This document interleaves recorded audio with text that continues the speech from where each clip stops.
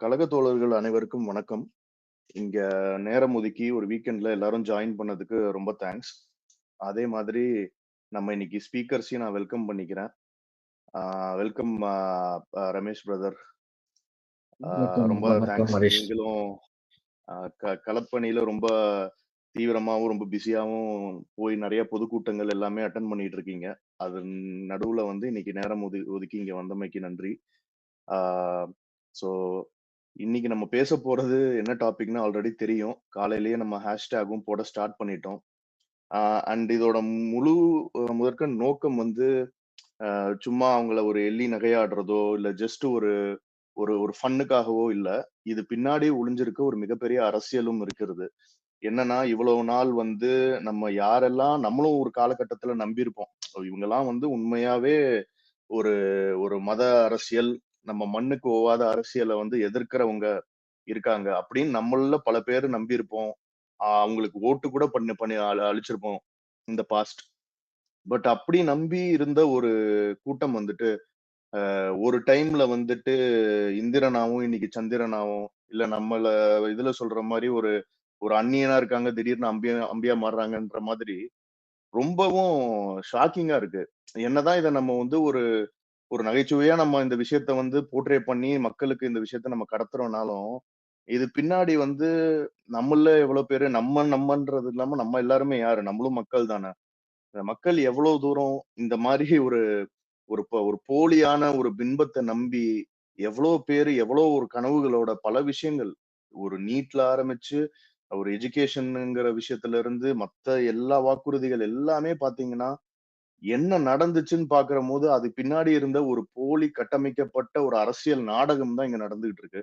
So நம்ம அதை பத்தி தான் இன்னைக்கு ரொம்ப டீட்டெயிலா பேச போறோம். அண்ட் நம்ம ரமேஷ் தோழர் கலந்துட்டு இருக்காரு. நம்ம எல்லாருமே அவரோட இன்டர்வியூஸ் எல்லாமே நம்ம பார்த்திருக்கோம். ஸோ அவர் எப்பவுமே ரொம்ப டேட்டாவோடையும் இது பின்னாடி இருக்க உண்மையான அரசியலை பத்தியுமே ரொம்ப கூர்ந்து கவனிக்கக்கூடியவர். ஸோ அதனால நம்ம அவர்கிட்ட இருந்து கேட்டு இதை பத்தி தெரிஞ்சுப்போம். ரமேஷ் தோழர் வணக்கம். ஆனா நீங்க இதை எப்படி பாக்குறீங்க? இந்த ஒரு கருப்பு பலூன் இந்த சைடு விட்டுட்டு இங்க வெள்ளை கொடை பிடிக்கிறது இப்போனா இது இது எந்த மாதிரியான ஒரு ஒரு அரசியல்னு நீங்க நினைக்கிறீங்க?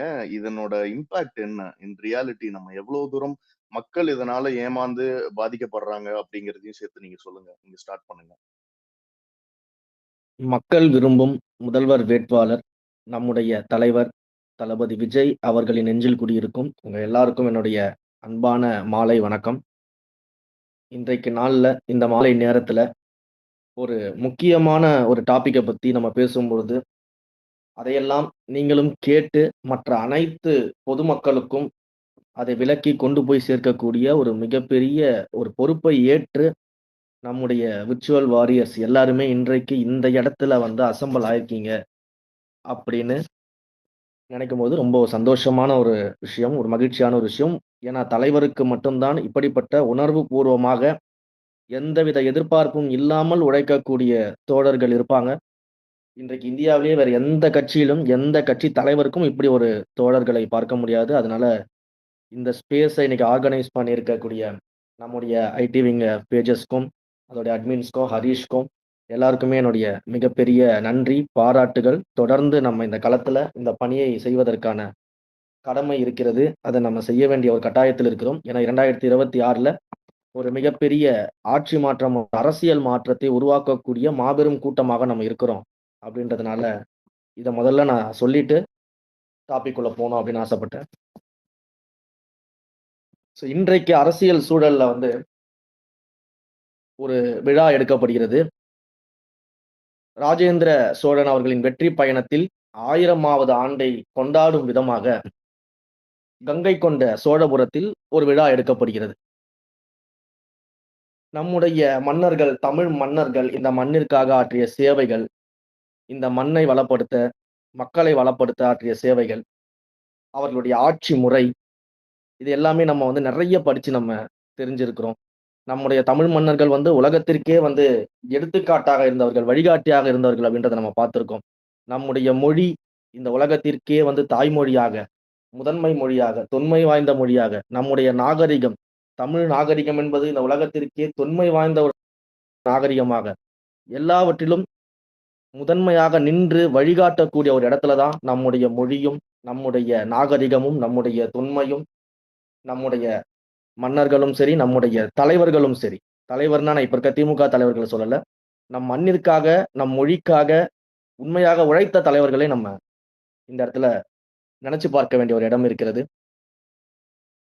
ராஜேந்திர சோழன் அப்படின்னு சொல்லும் பொழுது, கங்கை வரை சென்று பல்வேறு போர்களை நடத்தி, கங்கை கொண்ட சோழபுரத்தை உருவாக்கி, ஒரு வரலாற்று சிறப்புமிக்க தமிழ் போற்றும் மன்னவராக இருந்தவர். அவருடைய காலகட்டத்தை பொறுத்தவரைக்கும் வர்த்தகமாகட்டும், கட்டிடக்கலையாகட்டும், சிற்பக்கலையாகட்டும் பல்வேறு உயரங்களை தொட்டது, பல்வேறு பரிணாமங்களை அடைந்தது அப்படின்னு தான் நம்ம சொல்லணும். இந்த உலகத்திற்கே ஒரு சிறப்பினை, தமிழ் சிறப்பினை எடுத்து கூறும் வகையில தான் இந்த ஆட்சி முறைகள் அப்படின்றது இருந்துச்சு. தமிழ் கூறும் நல்லுலகம் மட்டும் இல்லாமல் கடல் கடந்து இலங்கையாக இருக்கட்டும், மியான்மராக இருக்கட்டும், இந்தோனேசியா, மலேசியா, கம்போடியா போன்ற நாடுகள் வரைக்கும் சோழர்களின் கொடியை வந்து வெற்றி கொடியாக பறக்க வைத்த பெருமைக்குரிய முன்னோர்கள் நம் தமிழ் மன்னர்கள். கிட்டத்தட்ட அன்றைக்கு காலகட்டத்துல ராஜேந்திர சோழர் அவர்களுடைய போர் படையில பாத்தீங்கன்னா 10 லட்சம் வீரர்கள் இருந்ததாக வந்து வரலாற்று கருத்துக்கள்லாம் சொல்லுவாங்க. அதே போல ஜனநாயகத்திற்கு வழிகாட்டக்கூடிய ஒரு ஜனநாயக முறைப்படியான ஒரு தேர்தலுக்கு அடித்தளமாக ஒரு வழிகாட்டியாக குடவோலை முறையுமே சோழர்கள் காலத்தில் தான் கொண்டு வரப்பட்டது. இப்படிப்பட்ட பெருமை மிகுந்த வழிகாட்டிகளாக நம்முடைய முன்னோர்கள் இருந்திருக்கிறார்கள். நம்முடைய மூதாதையர்கள் வாழ்ந்திருக்கிறார்கள். இந்த மண்ணிற்காக பல்வேறு விஷயங்களை நமக்கு கொடுத்து சென்றிருக்கிறார்கள். இத்தகைய பெருமை மிக்க தமிழ் மன்னர்களுக்கும் பாஜகவிற்கும் என்ன சம்பந்தம் அப்படின்றதுதான் இங்க மிகப்பெரிய ஒரு கேள்விக்குறி. இப்பேற்பட்ட பெருமைகளுக்கு, இப்பேற்பட்ட வரலாற்று சிறப்புகளுக்கு சொந்தமான நம்முடைய தமிழ் மண்ணிற்கும், நம் மொழிக்கும், நம் இனத்திற்கும், நம் வரலாற்றிற்கும், நம் வரலாற்று மன்னர்களுக்கும், நம் வரலாற்று தலைவர்களுக்கும், இந்த மண்ணிற்காக, இந்த மொழிக்காக போராடி உயிர் நீத்த பல்வேறு தியாகிகளுக்கும் பாஜகவிற்கும் என்ன தொடர்பு இருக்குது? ஒரு தொடர்பும் கிடையாது அப்படின்னு தான் நம்ம சொல்லணும். ஆனா உண்மையிலேயே ஆராய்ந்து பார்த்தோம் என்றால் ஒரே ஒரு தொடர்பு மட்டும் இருக்கிறது. அது என்ன தொடர்பு அப்படின்னு நீங்க ஆர்வலோட எதிர்பார்க்கலாம்.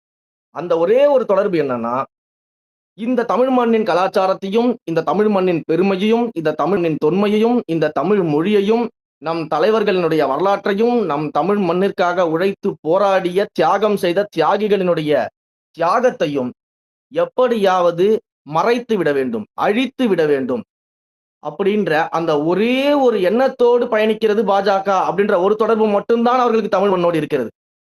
வேற எந்த விதமான தொடர்பும் அவர்களுக்கு இந்த தமிழ் மண்ணோட கிடையாது. இந்த தமிழ் மண்ணை பொறுத்த வரைக்கும் பாஜகவினுடைய கொள்கைகளுக்கும் சித்தாந்தங்களுக்கும் நேர் எதிராக ஒரு மாற்று துருவமாக இருக்கக்கூடிய மண். அப்படிப்பட்ட மண்ணிற்கும் பாஜகவிற்கும் ஒரே ஒரு தொடர்பு தான், எப்படியாவது நம்முடைய பெருமைகள் அத்தனையுமே வந்து குலைத்துவிட வேண்டும், நாசமாக்கி விட வேண்டும் அப்படின்ற ஒரு மிகப்பெரிய அஜெண்டாவோட செயல்படுவது மட்டும்தான் ஒரே ஒரு தொடர்பு. அதற்காக தான் அவர்கள் வேலை செய்து கொண்டிருக்கிறார்கள். இந்த நாட்டையே தமிழ் மண்ணை மட்டுமல்ல, இந்த நாட்டையே மத பிளவுவாதம் செய்து எப்படியாவது துண்டாடி விட வேண்டும் அப்படிங்கிற எண்ணத்தோடு செயல்படக்கூடிய ஒரு கட்சி தான் இந்த ஒன்றிய பாஜக. இதை நம்ம பல்வேறு இடங்கள்ல நம்ம சுட்டி காட்டிக்கிட்டு இருக்கோம். இன்னும் சொல்ல போனா, இன்றைக்கு இருக்கக்கூடிய கட்சிகளை தாண்டி இந்த பாஜகவின் செயல்பாடுகளுக்கு நம்ம மிகப்பெரிய எதிர்வினைகளை ஆற்றி வந்திருக்கிறோம். ஆனா பேசும்பொழுது பாருங்க, பாஜகவுக்கு எதிராக தாவேகா என்ன பேசுச்சு, பாஜகவுக்கு எதிராக தாவேகா என்ன கருத்து சொல்லுச்சு, என்ன போராட்டங்களை முன்னெடுத்தது அப்படின்லாம் கேள்வி கேட்பாங்க. பல்வேறு இடங்களை நம்ம அதை பார்த்திருக்கோம். நம்ம எதுவுமே செய்யாதது போல ஒரு கட்டமைப்பை, நம்ம பாஜகவை எதிர்க்காதது போன்ற ஒரு கட்டமைப்பை வந்து உருவாக்குவதற்காகவே இன்றைக்கு அந்த பாஜகவின் மறைமுக கைக்கூலியாக இருக்கக்கூடிய திமுக வேலை செய்து கொண்டிருக்கிறது. மதச்சார்பற்ற சமூக நீதி கொள்கை அப்படின்னு நம்முடைய கொள்கையை நம்ம சொல்றோம். மதச்சார்பின்மை அப்படின்னு நம்ம சொல்லும் பொழுது நம்ம இந்த ஒன்றிய பாஜகவை எதிர்த்து நம்முடைய கொள்கைகளை வந்து நம்ம முன்வைத்திருக்கோம் அப்படின்றதான் முதல் கருத்து. இன்று ஒரு மதம் சார்ந்து ஒரு மதத்திற்காக பயணிக்கக்கூடிய, ஒரு மதத்தை மட்டுமே உயர்த்தி பிரிக்கக்கூடிய, பிளவுவாதம் செய்யக்கூடிய ஒரு கட்சியாக ஒன்றிய பாஜக இருக்கும் பொழுது அதை எதிர்த்து மதச்சார்பின்மையை முன்னிறுத்தி, இந்த தேசத்தின் அடிநாதமாக இருக்கக்கூடிய மதச்சார்பின்மையை முன்னிறுத்தி வரக்கூடிய கட்சி நம்முடைய தமிழக வெற்றி கழகம், நம்முடைய தலைவர். நமக்கு எந்த மதமும் கிடையாது, நம்ம எல்லாருமே ஒன்று. மதச்சார்பின்மை அப்படிங்கிறது வந்து மத நல்லிணக்கம்னு நம்ம சொல்லுவோம். யார் எந்த மதத்தை வேணாலும் நம்பிக்கையோட ஃபாலோ பண்ணலாம். ஒரு மதத்தை ஃபாலோ பண்றவரையும், இன்னொரு மதத்தை ஃபாலோ பண்றவரையும் இங்க வந்து நம்ம சுதந்திரமாக, சந்தோஷமாக, ஒற்றுமையாக வாழ வைப்பதுதான் மத நல்லிணக்கம். அதுதான் மதச்சார்பின்மை. எந்த மதத்தையுமே சாராதவர்கள், எந்த மதத்தின் மீதுமே நம்பிக்கையே இல்லாதவர்கள் கூட மத நம்பிக்கை கொண்டவர்களோடு சேர்ந்து ஒற்றுமையாக, மகிழ்ச்சியாக வாழ்வதுதான் மத நல்லிணக்கம், மதச்சார்பின்மை. அந்த மதச்சார்பின்மையை கையில் எடுத்து இந்த ஜனநாயகத்தை மீட்பதற்காக வந்திருக்கக்கூடிய கட்சி தான் நம்முடைய தமிழக வெற்றிக் கழகம். இந்த பாஜகவின் கொள்கைகளுக்கும் சித்தாந்தங்களுக்கும் நேர் எதிரான ஒரு கொள்கையோடு களத்திற்கு வந்திருக்கக்கூடியது நம்முடைய தமிழக வெற்றிக் கழகம். பல்வேறு இடங்கள்ல நம்ம வந்து பாஜகவை தொடர்ந்து எதிர்த்துட்டு வரோம். சாதாரணமாகலாம் கிடையாது. நீங்க இன்றைக்கு பாஜக எந்தெந்த இடங்கள்லாம் நம்முடைய இந்த கொள்கைக்கு எதிராக செயல்படுகிறதோ அப்பொழுதெல்லாம் நம்முடைய கொள்கை எதிரியை மிக வலிமையாக எதிர்க்கக்கூடிய ஒரு சக்தியாக நம்முடைய தமிழக வெற்றிக் கழகம் இங்க இருக்கிறது. சில விஷயங்களை எடுத்து நம்ம திரும்ப ரீகேப் பண்ணி பார்க்கணும். இந்த ஜனநாயகத்தையே குழிதோண்டி புதைக்கக்கூடிய ஒரே நாடு ஒரே தேர்தல் அப்படின்னு இந்த பாஜக வரும்போது நம்முடைய தமிழக வெற்றிக் கழகம் அதை எதிர்த்து நின்றது. அதற்கான தீர்மானத்தை நிறைவேற்றியது. இந்த தமிழ் மண்ணிற்கு உகந்த கொள்கை இருமொழி கொள்கை தான். மூன்றாவது மொழியை திணிக்கக்கூடிய வேலையை நாங்கள் ஒரு காலமும் ஏற்க மாட்டோம். இருமொழி கொள்கையே எங்களுக்கு போதுமானது அப்படின்னு மூன்றாவது மொழியை திணிக்க சமஸ்கிருதத்தையும் இங்க மொழிகளை திணிக்கும் பொழுது அதை எதிர்த்து நின்றவர்கள் நாம தான். நம்ம அதற்காக குரலை கொடுத்திருக்கோம். இந்த மாநில தன்னாட்சியை நிலைநாட்டுவதற்காக குறிப்பாக மாணவர்களுடைய கல்வி விஷயத்துல இந்த கல்வியை மாநில பட்டியலுக்கு கொண்டு வர வேண்டும். அப்பொழுதுதான் இந்த நீட் போன்ற தேர்வுகளில் இருந்து நம்முடைய மாணவர்கள் காப்பாற்றப்படுவார்கள். இந்த நீட் தேர்வினால் தொடர்ந்து மரணித்துக் கொண்டிருக்கும் இந்த நீட் தேர்வை வைத்து ரகசியம் தெரியும் என்ற ஆதாயம் அடைந்து ஆட்சிக்கு வந்து தன்னுடைய மறைமுக ஓனரான பாஜகவை வேடிக்கை பார்த்து கொண்டிருக்கக்கூடிய இந்த திமுகவையும் சேர்த்து அந்த நீட் தேர்வை நடத்தி கொண்டிருக்கும் இந்த பாஜகவையும் சேர்த்து நாம் இந்த ஆட்சி அதிகாரத்திலிருந்து அப்புறப்படுத்த வேண்டும் என்றால் இதை நாம் எதிர்த்து நிற்க வேண்டும் என்ற களத்தில் நாம் எதிர்த்து நின்று கொண்டிருக்கிறோம். கல்வியை மாநில பட்டியலுக்கு கொண்டு வந்து மாநில தன்னாட்சி, மாநில சுயாட்சியை நாம மீட்டெடுக்கணும்னு நம்ம பேசிக்கிட்டு இருக்கோம். இஸ்லாமிய சமூகத்தின் உரிமைகளை பறிக்கக்கூடிய வக்ஃபு சட்ட திருத்த மசோதாவை இந்த ஒன்றிய பாஜக கொண்டு வரும் பொழுது வெறுமனே அறிக்கை மட்டும் கொடுத்துடாம களத்துல ஒவ்வொரு மாவட்டத்திலையும் இஸ்லாமிய சகோதரர்களோடு அவர்களுடைய உரிமையை மீட்டெடுப்பதற்காக களத்தில் நின்று போராடியது நம்முடைய தமிழக வெற்றிக் கழகம். களத்தில் நின்று போராடியது மட்டுமா, சட்ட ரீதியாக மிகப்பெரிய வழக்கறிஞர்களை கொண்டு வந்து வாதாடச் செய்து அந்த வக்ஃபு சட்ட திருத்த மசோதாவிற்கு எதிராக மிகப்பெரிய சட்ட போராட்டத்தை நடத்தி முதற்கட்டமாக ஒரு ஸ்டேவை, இன்டரியம் ஸ்டேவை நம்ம வாங்கியிருக்கிறோம். அப்படின்னா எந்த அளவிற்கு முனைப்போடு இந்த பாஜகவை நாம எதிர்த்து களத்தில் சந்திச்சுக்கிட்டு இருக்கோன்றதை நம்ம பார்க்க வேண்டியது இருக்கு. தொகுதி மறுசீரமைப்பு என்ற பெயரில தென் மாநிலங்கள்ல குறிப்பாக நம்முடைய தமிழ்நாட்டின் பிரதிநிதித்துவத்தை நாடாளுமன்றத்தில் குறைப்பதற்காக சதிகார வேலையில் இந்த பாஜக ஈடுபடும் பொழுது அதை எதிர்த்து குரல் கொடுத்து அதற்கும் தமிழ்நாடு அரசோடு சேர்ந்து நாங்கள் துணை நின்று குரல் கொடுக்க தயாரா இருக்கோம் அப்படின்னு வந்து சொன்னது நம்முடைய தமிழக வெற்றிக் கழகம்.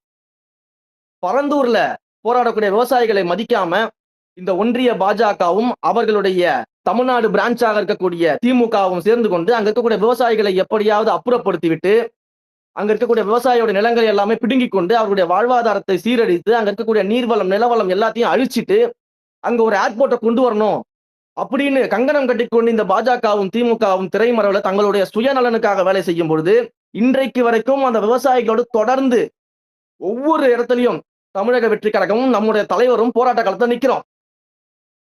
அதே போல தேர்தல் நடைபெற உள்ள மாநிலங்கள்ல இப்ப சமீபத்துல பாத்தீங்கன்னா வாக்காளர் பட்டியலின் சிறப்பு தீவிர திருத்தம் கொண்டு வருவதாக சொல்லி சிறுபான்மை பெருமக்களின் வாக்குகளையும் பாஜகவிற்கு எதிரானவர்கள் வாக்குகளையும் குறைப்பதற்கான நடவடிக்கையில் ஈடுபடும் பொழுது முன்கூட்டியே முதலாக வந்து அதனை எதிர்த்து அதற்காக குரல் கொடுத்தது நம்முடைய தமிழக வெற்றிக் கழகம்.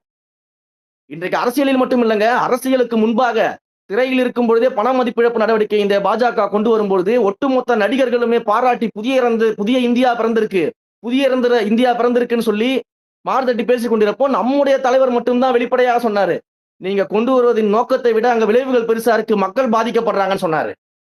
இந்த அளவிற்கு தொடர்ந்து பாஜக ஒவ்வொரு செயல்களாக இந்த தமிழகத்திற்கு எதிராக, தமிழ் மக்களுக்கு எதிராக, இந்த மதச்சார்பின்மைக்கு எதிராக, சமூக நீதிக்கு எதிராக செய்யும் பொழுதெல்லாம் களத்தில் அவர்களை எதிர்த்து நிற்கக்கூடிய ஒரு சக்தியாக, முதன்மை சக்தியாக இன்றைக்கு தமிழக வெற்றி கழகம் தான் தமிழ்நாட்டில் இருந்துகிட்டு இருக்கு. இப்ப இவ்வளவு தூரம் நம்ம இந்த பாஜகவை எதிர்த்துக்கிட்டு வரோம் அப்படின்ற விஷயத்தை ஏன் சொல்ல வேண்டியது இருக்கு அப்படின்னா, மற்றவர்கள் எல்லாம் இன்றைக்கு வந்து தமிழ்நாட்டுடைய பார்டர்ல நாங்க தான் உட்கார்ந்துருக்கிறோம். தமிழ்நாட்டோட பார்டர்ல சேர் போட்டு உட்கார்ந்திருக்க செக்யூரிட்டி நாங்க தான். பாஜகவை வந்து தமிழ்நாட்டுடைய பார்டருக்குள்ளேயே நாங்க கால் வைக்க விடமாட்டோம். பாஜகவை நாங்க தான் தடுத்து கொண்டு இருக்கிறோம். பாஜக என்னதான் வந்து டிராக்ல ஓடி வர ட்ரெயினா இருந்தாலும் நாங்க ஒத்த கையை நீட்டி நிப்பாட்டிடுவோம் அப்படின்லாம் இன்னைக்கு பார்டர்ல நின்று பேசிக் கொண்டிருக்கக்கூடிய இந்த திமுக தொடர்ந்து நம்மை பார்த்து என்ன சொல்லிக்கிட்டு இருக்குது? நீங்க பாஜகவை எதிர்க்கிறதே கிடையாது. நீங்க பாஜகவை எங்க எதிர்க்கிறீங்கன்னு கேள்வி கேட்குது. இத்தனை இடங்கள்ல நாங்க பாஜகவை எதிர்த்து இருக்கோம். இன்னும் பல இடங்கள் இருக்குது. நான் நேரம் கருதி அதெல்லாம் சொல்லல. தொடர்ந்து நம்ம வந்து பல்வேறு இடங்கள்ல வந்து நம்ம பாஜகவை எதிர்த்துட்டு வரும்பொழுது, இந்த திராவிட நாடக கும்பல் என்ன பண்ணுது? பாஜகவை தமிழ்நாட்டில் காலூன்ற விடாமல் தடுக்கக்கூடிய ஒரே சக்தி நாங்க தான் அப்படின்னு கையில ஒரு கொம்பை பிடிச்சிக்கிட்டு தமிழ்நாட்டு பார்டர்ல செக்யூரிட்டியா நின்றுகிட்டு இருக்கிறதாக மக்களை தொடர்ந்து ஏமாற்றிக் கொண்டு வஞ்சித்துக் கொண்டிருக்கிறது. இதை நாம சிந்தித்து பார்க்க வேண்டும். இதை நம்ம சிந்தித்து களத்தில் அவர்களுடைய செயல்பாடுகள் என்ன, அவர்கள் எப்படி வந்து ஒரு நாடகத்தை நடத்தி கொண்டிருக்கிறார்கள் அப்படின்றத இந்த மக்கள் கிட்ட எடுத்து கொண்டு போக வேண்டிய ஒரு கட்டாயம் நமக்கு இருக்கிறது. நான் வரேன், இந்த கங்கை கொண்ட சோழபுரத்துக்கு வரேன்.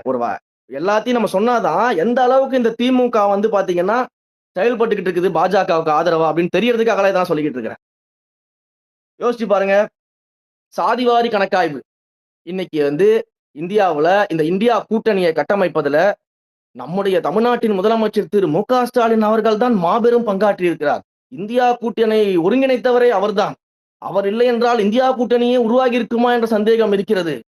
அவரை போல இந்த கூட்டணியை உருவாக்க வேற யாரால் முடியும்? தேசத்திற்கே முன்னோடியாக இருக்கிறார், முன்னாடி நிற்கிறார், இந்த தேசத்தையே வழிநடத்துகிறார் அப்படின்னு சொன்னவர் இன்னைக்கு இந்தியா கூட்டணியில் ஆளக்கூடிய மாநிலங்கள் எல்லாத்திலையுமே சாதிவாரி கணக்காய்வு நடத்தி அங்க எந்தெந்த சாதிகள்ல எவ்வளவு மக்கள் இருக்கிறார்கள், அவர்கள் எந்த பின்னடைவை சந்தித்திருக்கிறார்கள், அவர்களுக்காக இந்த மாநில அரசு என்னென்ன திட்டங்களை வந்து மாற்றி அமைக்க முடியும், கொண்டு வர முடியும் என்ற ஆலோசனையில் வந்து இந்தியா கூட்டணி கட்சியில் இருக்கக்கூடிய கட்சிகள் ஆளும் மாநிலங்கள்ல வந்து செயல்பட்டுக்கிட்டு இருக்கும் பொழுது, ஆனா நம்முடைய முதலமைச்சர் திரு மு.க. ஸ்டாலின் அவர்கள் அந்த சாதிவாரி கணக்காய்வை கூட நடத்துவதற்கு தயாராக இல்லை. தன்னுடைய ஓனர் கோச்சிப்பாரோ, கோச்சிக்கிட்டாருன்னா எங்க பேசாம முகத்தை திருப்பிட்டு போயிடுவாரோ, நாளைக்கு நம்ம என்ன பண்றது, நம்ம குடும்பம் என்ன பண்றது, நம்ம குடும்பத்தை யாரு காப்பாத்துறதுன்னு அந்த சாதிவாரி கணக்காய்வை எடுக்காமலேயே கடைசி வரை இந்த ஆட்சியை காலத்தை ஓட்டிவிடலாம் அப்படின்ற ஒரு எண்ணத்தை சுத்திக்கிட்டு இருக்கிறாரு.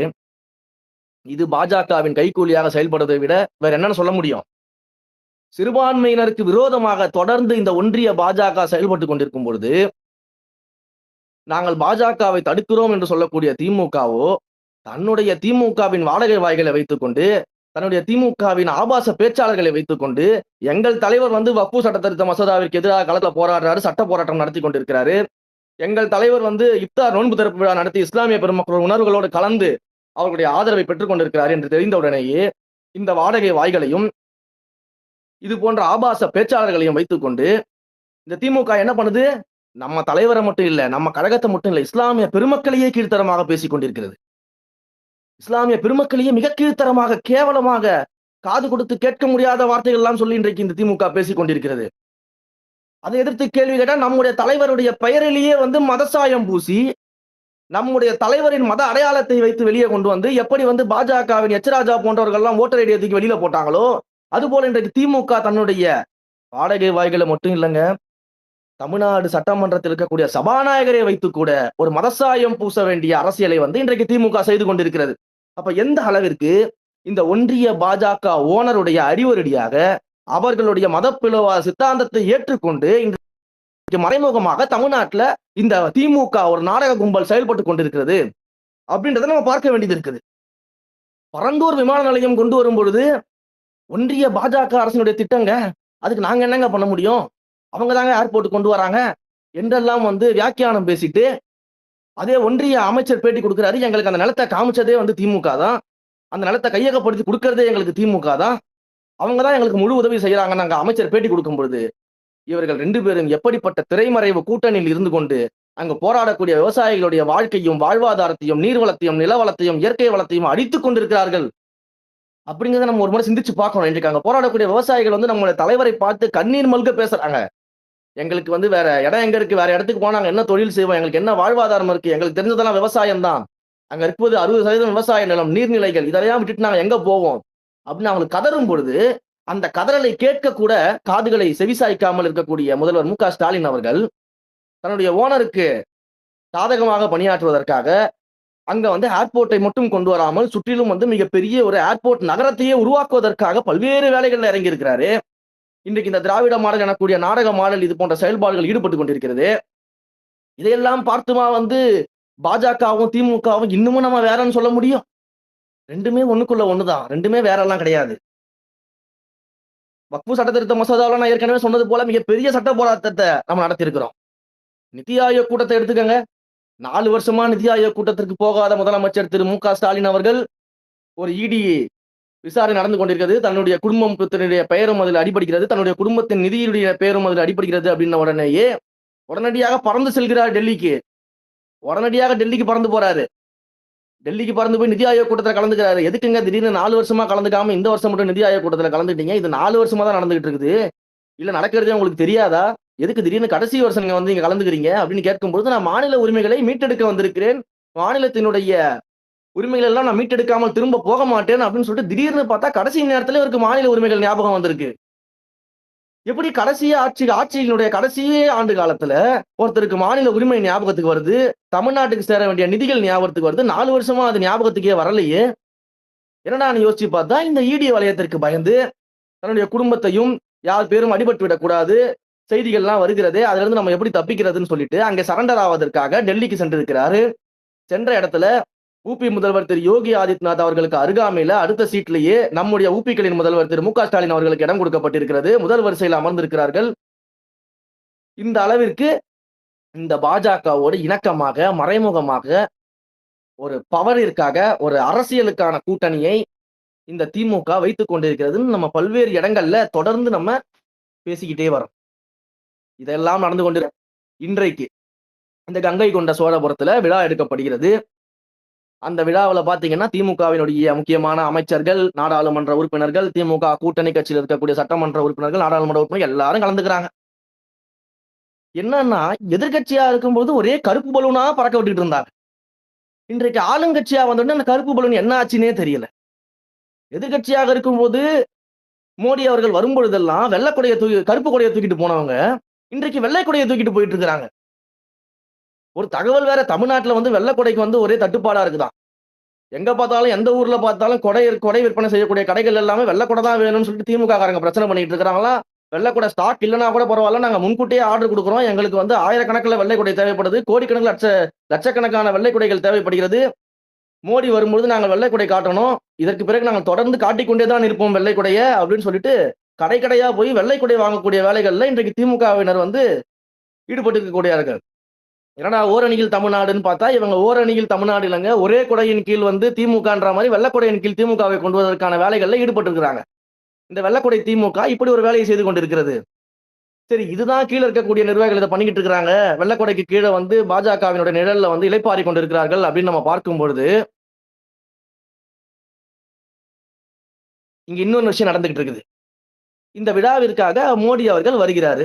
சரி, நம்ம ஏற்கனவே சொன்னது போல, இதற்கு முன்பாக நான் பேசும்போது சொன்னது போல, இந்த தமிழ் மண்ணிற்கும் இந்த தமிழுடைய கலாச்சாரத்திற்கும் இந்த தமிழ் மண்ணின் கொள்கைகளுக்கும் இந்த தமிழ் மண்ணின் மன்னவர்களுக்கும் தமிழ் மண்ணை ஆண்ட தலைவர்களுக்கும் தமிழ் மண்ணிற்காக போராடிய தியாகிகளுக்கும் திரு மோடி அவர்களுக்கும் பாஜகவிற்கும் என்ன சம்பந்தம் இருக்கு?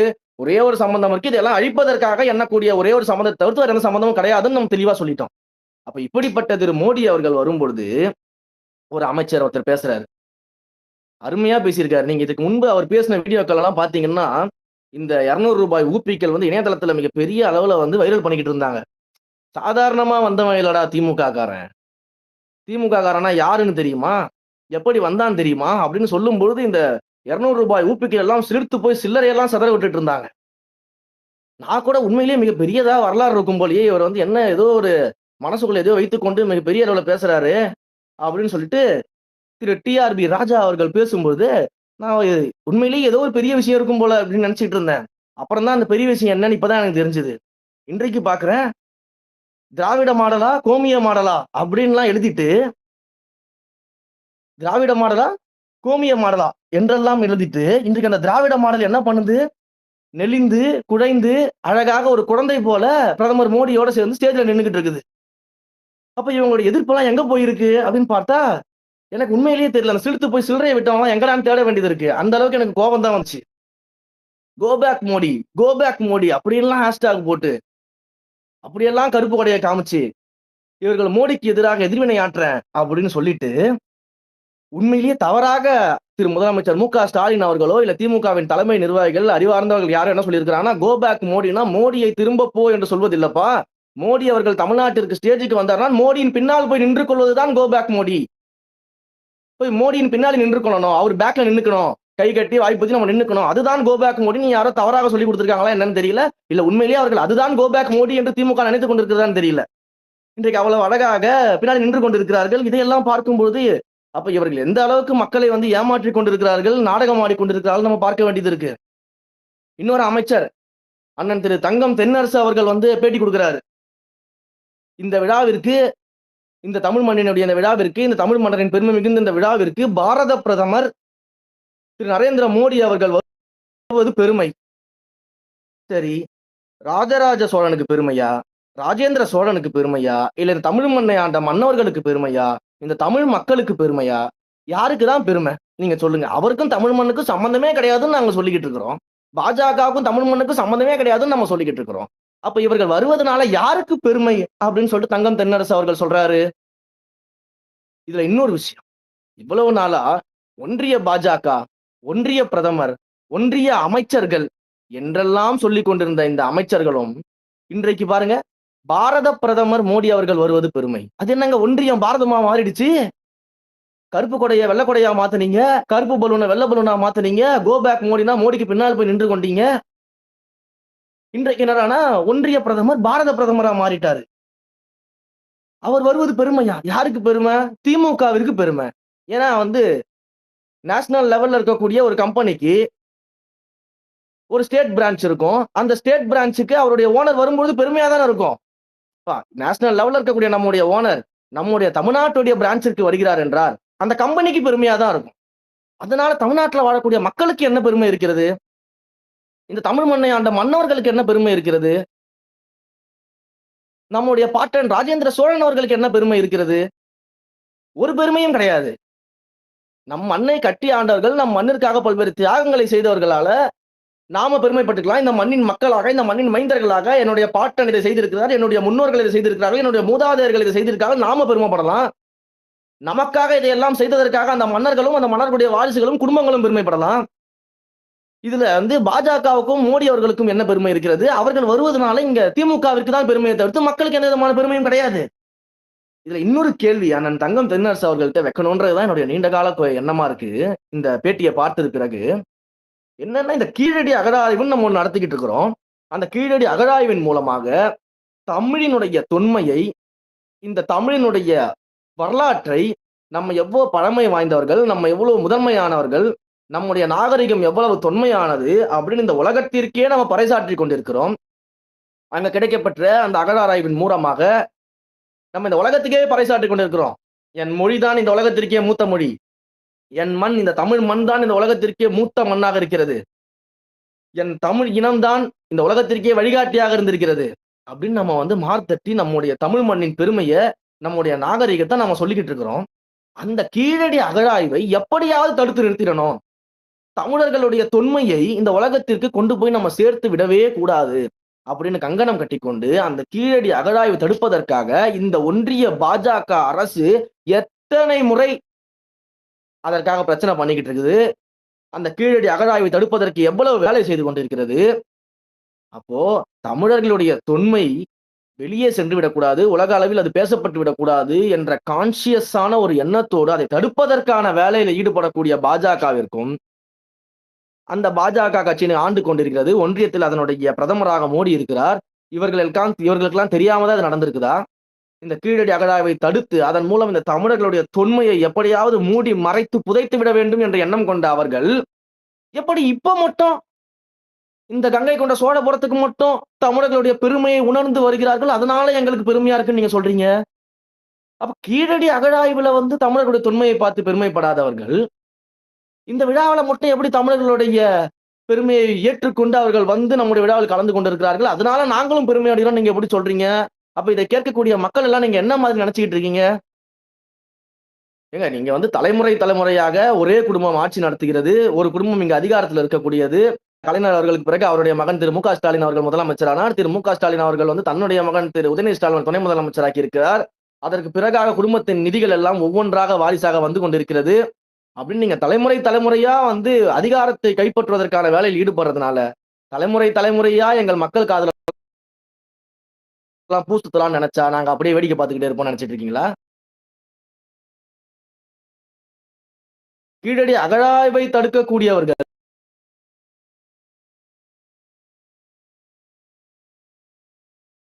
அப்படின்னு நம்ம பார்க்க வேண்டியது இருக்கிறது. இன்னொரு பக்கம் பாருங்க, எப்படியாவது வந்து 3வது மொழியாக ஹிந்தியையோ, சமஸ்கிருதத்தையோ கொண்டு வந்து இந்த தமிழ் மண்ணின் மீது திணித்து, இங்க இருக்கக்கூடிய இருமொழிக் கொள்கையை வந்து குலைத்து இந்த தமிழ் மொழியை நாசமாக்கி விட வேண்டும் என்ற ஒரு சதிகார வேலையில இந்த ஒன்றிய அரசு இயங்கும் பொழுது, தொடர்ந்து இந்தியை திணிப்பதற்கும், சமஸ்கிருதத்தை திணிப்பதற்கும் இங்கே அவர்கள் வேலை செய்து கொண்டிருக்கும் பொழுது, இந்த தமிழ் மொழியின் பெருமையை ஏற்று அவர்கள் எப்படி வருவாங்கன்னு நீங்க நம்புறீங்க? இது எப்படி திமுக நம்புது? திமுக நம்பும். ஏன்னா ஓனர் சொல்றத கேட்கலன்னா சாப்பாடு போட மாட்டாங்கல்ல. இந்த ஒரு நகைச்சுவை காட்சியில வரும்ல, நம்புறியா இல்லையா? இல்லன்னு நம்புனாதான் சாப்பாடுனா நம்புறேங்கன்னுவாங்கல்ல, அந்த மாதிரி தான். அப்ப ஓனர் சொல்றத கேட்டாகக்கூடிய சூழ்நிலை திமுக இருக்கு. உங்களுக்கு பெருமையா இருக்கலாம். மக்களுக்கு எப்படிங்க பெருமையா இருக்கும்? எப்படிங்க நீங்க ஒரு அமைச்சராக இருந்து கொண்டு அந்த வார்த்தையை நீங்க சொல்ல முடியும்? யோசிச்சு பாருங்க. இதையெல்லாம் நாம சிந்திச்சு பார்க்கணும். அப்ப எந்த அளவிற்கு இந்த திமுக பாஜகவிடம் சரண்டர் ஆயிருக்கிறது அப்படின்னு நம்ம பார்க்கணும். அதிலும் இன்றைக்கு அந்த மேடையில குடவோலை முறையை பற்றி ஐயா பிரதமர் அவர்கள் பேசுகிறார். இந்த ஜனநாயகத்திற்கே வந்து ஜனநாயக முறைப்படி தேர்தல் நடத்துவதற்கு வந்து தமிழ் மன்னர்களும் சோழர்களும் எப்படி வந்து ஒரு முன்மாதிரியாக திகழ்ந்திருக்கிறார்கள் அப்படின்னு இன்றைக்கு மேடையில பேசுறாரு. அந்த மேடையில இந்த திமுகவினுடைய அத்தனை திராவிட மாடல் என்று பேசக்கூடியவர்கள், சாதாரணமா வந்தவங்களடா திமுக காரன் என்று பேசக்கூடியவர்கள் எல்லாமே இன்றைக்கு அந்த மேடையில இருக்கிறாங்க. இன்றைக்கு உண்மையிலேயே ஜனநாயகத்தை பற்றி பேசுவதற்கு ஒன்றிய பாஜகவிற்கு கொஞ்சமாவது அருகதை இருக்குதா? அந்த மேடையில பேசும்போது நீங்க எல்லாம் வேடிக்கை பார்த்துக்கிட்டு இருக்கீங்களே, இனிமேல் நீங்களும் வந்து ஜனநாயகத்தை பற்றி பேசுவதற்கு ஏதாவது ஒரு அருகதை இருக்குதா? உங்களுக்கு ஏற்கனவே கிடையாது. ஏன்னா ஜனநாயகன்றது ஒரு குடும்ப ஆட்சி நீங்க நினைச்சுக்கிட்டு இருக்கீங்க. உங்களுக்கு ஜனநாயகம்னால என்னன்னு தெரியாது. அதனால உங்களுக்கு அதை பத்தி பிரச்சனை இல்லை திமுகவிற்கு. இந்த ஜனநாயகத்தை குழி தோண்டி புதைப்பதற்காக, இந்த ஜனநாயகத்தின் அடிநாதமாக இருக்கக்கூடிய தேர்தல், நம்ம வந்து மிகப்பெரிய வந்து தேர்தலை நடத்துறோம். தேர்தல் திருவிழான்னு சொல்றோம். ஜனநாயக திருவிழான்னு சொல்றோம். அந்த ஜனநாயக திருவிழாவை, அந்த தேர்தலை நியாயமாக, நேர்மையாக, ஃப்ரீ அண்ட் ஃபேர் எலெக்ஷனா நடத்தணும் அப்படின்னா, அதற்கு என்ன தேவை? முதல்ல வந்து சரியான தலைமை தேர்தல் ஆணையர் இருக்கணும். நேர்மையாக நடக்கக்கூடிய, எந்தவித சார்பும் இல்லாத, ஒருதலை பட்சம் இல்லாத ஒரு தலைமை தேர்தல் ஆணையர் இருக்கணும். அந்த தலைமை தேர்தல் ஆணையர் இருக்காரு பாத்தீங்களா? அந்த தலைமை தேர்தல் ஆணையர் அவரை நியமிப்பதற்கே இந்த ஒன்றிய பாஜக என்ன பண்ணுச்சு? ஒரு புதுசா ஒரு சட்டத்தை கொண்டு வந்து அவரை நியமிப்பதற்கான அந்த குழுவுல வந்து பிரதம அமைச்சர் இருப்பாரு, ஒரு கேபினெட் அமைச்சர் இருப்பாரு, ஒரு ஆப்போசிஷன் பார்ட்டி லீடர் இருப்பாரு அப்படின்னு சொல்லி கொண்டு வந்து ஒருதலை பட்சமாக பிரதமரும் கேபினெட் அமைச்சரும் சேர்ந்து ஒரு தலைமை தேர்தல் ஆணையரை நியமிக்கும் வகையில ஒரு சட்ட வழிவகையை கொண்டு வந்து அதற்கு மிகப்பெரிய எதிர்வினை ஆற்றி நம்ம எல்லாம் பேசிக்கிட்டு இருக்கும்போது நம்முடைய தலைவர் அவர்கள் இதை மென்ஷன் பண்ணி தான் அம்பேத்கர் அவர்களுடைய புத்தக வெளியீட்டு விழாவில் இந்த ஃப்ரீ அண்ட் ஃபேர் எலெக்ஷன்ஸை பத்தி நம்முடைய தலைவர் பேசியிருப்பார். அப்போ ஒரு தேர்தல் ஆணையர், ஒரு தலைமை தேர்தல் ஆணையரை நியமிக்கிறதுலயே இவ்வளவு ஒருதலை பட்சம் இருக்கும் பொழுது எப்படி ஒரு தேர்தல் ஜனநாயக முறைப்படி நடக்கும் அப்படின்னு நம்ம தலைவர் அன்றைக்கு கேள்வி எழுப்பினார். தொடர்ந்து நம்ம அதற்காக நிக்கிறோம். அந்த கேள்வியை நம்ம எழுப்பிட்டு இருக்கிறோம். நீங்க வந்து தலைமை நீதிபதியை வந்து அந்த குழுவில இருந்து நீக்கிவிட்டு, உச்சநீதிமன்ற நீதிபதியை நீக்கிவிட்டு, கேபினெட் அமைச்சரும் பிரதம மந்திரியும் ஒரு ஆப்போசிஷன் பார்ட்டி லீடரையும் மட்டும் கொண்டு வந்து ஒருதலை பட்சமாக தலைமை தேர்தல் ஆணையரை நியமித்து இந்த ஜனநாயக முறைப்படி நடக்கக்கூடிய தேர்தலை கூட குலைத்து மீண்டும் மீண்டும் ஆட்சி அதிகாரத்திற்கு வருவதற்காக ஜனநாயகத்தை படுகொலை செய்யக்கூடிய இந்த ஒன்றிய பாஜக, அதனுடைய பிரதமர் திரு மோடி அவர்கள் இன்றைக்கு இங்க தமிழ் மண்ணில வந்து இந்த மேடையில வந்து குடவோலை முறையையும் ஜனநாயக முறையும் பற்றி பேசிக் கொண்டிருக்கிறாரு. அதை இந்த திராவிட முன்னேற்ற கழகம் என சொல்லக்கூடிய வெற்று விளம்பர மாடல் திமுக மேடையில் அமைதியாக இந்த பள்ளி ஆசிரியர்கள்லாம் வகுப்பெடுக்கும் போது மாணவர்கள் எப்படி அமைதியாக கை கட்டி வாய் பொத்தி போர்டை பார்த்து கவனிச்சுக்கிட்டு இருப்பாங்க, அந்த மாதிரி கவனிச்சுக்கிட்டு இருக்கிறாங்க. அப்ப எந்த அளவிற்கு இவர்கள் பாஜகவோடு சேர்ந்து மறைமுகமாக திரைமறைவாக ஒரு கூட்டணியை வைத்துக் கொண்டு இப்படிப்பட்ட வேலைகளை எல்லாம் செய்து கொண்டிருக்கிறார்கள் அப்படின்னு இதன் மூலமாகவே நீங்க தெரிஞ்சுக்கலாம். இந்த அளவிற்கு தமிழக மக்களை எல்லாம் முட்டாள்கள் என நினைத்துக் கொண்டு இந்த திராவிட முன்னேற்ற கழகம் பாஜகவோடு திரைமறைவு கூட்டணியை வைத்துக் கொண்டு பார்க்கிறவன் எல்லாரையும் திமுகவை எதிர்த்து பேசுற எல்லாரையும் பாஜகவோட பி டீம் சி டீம்னு சொல்லிக்கிட்டு பாஜகவுடைய ஜெராக்ஸ் காப்பியாக இருக்கக்கூடிய இந்த திமுக நேஷனல் லெவல் கம்பெனியான பாஜகவிற்கு தமிழ்நாடு லெவல் பிரான்ச்சாக இருக்கக்கூடிய திமுக மற்றவர்கள் எல்லாம் பார்த்து இந்த கேள்வி எழுப்பும் பொழுது நம்முடைய டிவிகேவின் விர்ச்சுவல் வாரியர்ஸ் இணையதளத்திலும் நம்முடைய தமிழக வெற்றி கழகத்தின் தோழர்கள் எல்லாமே களத்திலும் சென்று இந்த நாடகத்தை எல்லாம் இந்த முகமூடியெல்லாம் கிழித்து இன்றைக்கு மக்கள் முன்னாடி அம்பலமாக்கி கொண்டிருக்கிறார்கள். மேலும் மேலும் மேலும் நம்ம ஒவ்வொரு நிகழ்வு நடக்கும் பொழுதும் இதை அம்பலப்படுத்தி கொண்டே இருப்போம். ஓரணியில் திமுக கிடையாது. 2026 தேர்தலை பொறுத்த வரைக்கும் இந்த தமிழ்நாட்டை பொறுத்த வரைக்கும் ஓரணியில் திமுக பாஜக அப்படின்றதுதான் அவங்களுக்கு சரியா இருக்கும். இவர்கள் ஓரணியில் எங்க கொண்டிருக்கிறார்கள்? ஓரணியில் திமுக பாஜக, ஓரணியில் திமுக பாஜக, ஒரே குடையின் கீழ் பாஜக திமுக, அதுவும் வெள்ளை குடையின் கீழே பாஜக திமுக என்று சொல்வதுதான் உண்மை. இதை நாம் மக்கள்கிட்ட தொடர்ந்து எடுத்து சொல்லிக்கொண்டே இருப்போம் என சொல்லிக்கொண்டு இவ்வளவு நேரம் நான் பேசுவதை எல்லாம் அமைதியாக கேட்டு இதையெல்லாம் மக்கள்கிட்ட கொண்டு போய் சேர்க்கும் பணிகளில் நீங்க ஈடுபட போறீங்க, மக்கள்கிட்ட கொண்டு போய் சேர்க்க போறீங்க என்பதற்காக நன்றியும் தெரிவித்துக் கொண்டு வாய்ப்பளித்தமைக்கு நன்றி சொல்லி விடைபெறுகிறேன். நன்றி, வணக்கம். நன்றி தோழர். எல்லாம் ரொம்ப இம்பார்ட்டன்ட் பாயிண்ட்ஸ் கவர் பண்ணியிருந்தீங்க. அதான் நம்ம இந்த மீம்ஸ்ல சொல்ற மாதிரி சாதாரணமா வரலடா அப்படிங்கிற போது அப்போ புரியல, இப்போ புரியுது அப்படிங்கிற மாதிரி இருக்கு. இவங்க பண்ற காரியங்கள்லாம் இப்போ வெட்ட வெளிச்சம் ஆயிடுச்சு.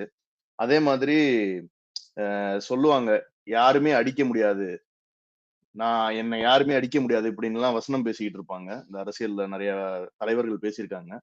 ஆனா மக்களை முட்டாள் நீங்க சொன்னீங்க இல்லையா, நினைக்கிறாங்க சில பேர்னு.